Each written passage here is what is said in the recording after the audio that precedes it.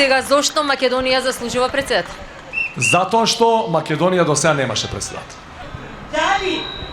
Дали мојата ќерка не заслужува да е запослена?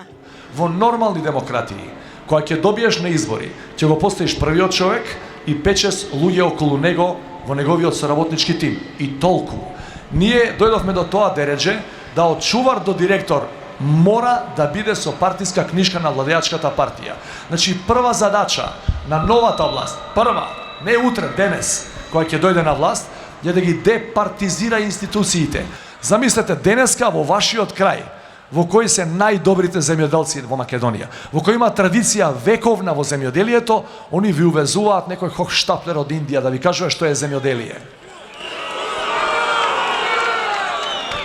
Значи, да знаете, за држави со мали ресурси, со мала територија, со мало население, значи мала по сите параметри држава како што сме ние, не зборувам за Казахстан, тоа е многу голема држава, колку е Европа. Значи, за малите држави, природно обкружување, за бизнис, за трговија, за економија, за меѓучовечки односи, за било што, за туризам, е регионот и непосредното обкружување. Велиш, председател на несрекни луѓе е неуспешен председател. Ајде како да ги направиме луѓе во Македонија срекни? Дали постои решение од оваа ситуација? Јас го гледам.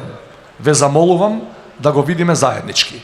13 и 27 април се клучните датуми во последниве години. Нема да имаме подобра шанса во наредниот период да ја смениме работава на подобро. Што е потребно?